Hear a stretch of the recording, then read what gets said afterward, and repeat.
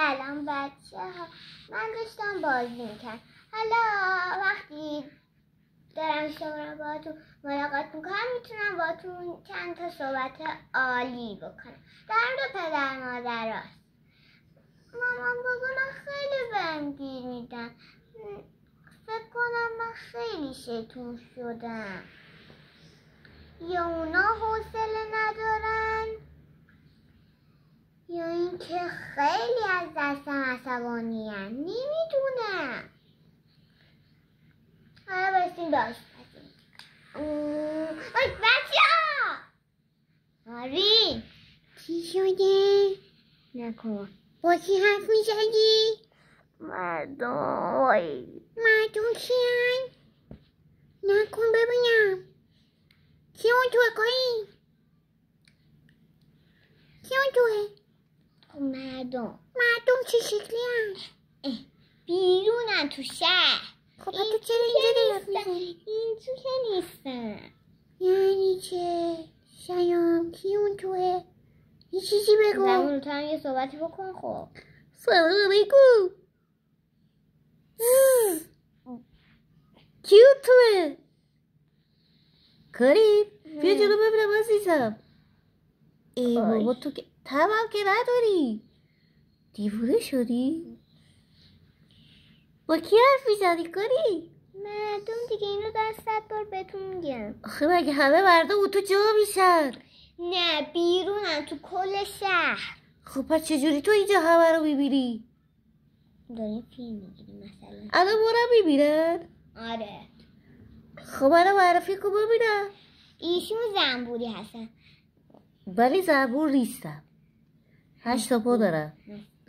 عنکبوتم. اینم آروینه. آیا اسم من آروینه، ولی چرا من شما رو نمیبینم اگه راست میگید؟ بچه‌ها چیه؟ ما داریم فیلم میگیریم. اونا که هنوز ما رو ندیدن. تو دیوونه شدی. بهشون بگو موهای من چقدر قشنگه. به من میگن تراب. موهاشون خیلی قشنگه. موهای این نکن خرابش کردی. بده من لصافش کن. به من میگن تراب. موها شبیه ترابه. خرابت کردن. چی میگفتی به اینا کاری؟ گوش کردم داشتی در مورد بابا یه چیزی به اینا میگفتی. آنی راست میگه، من شنیدم. به مامان بابا میگم ها.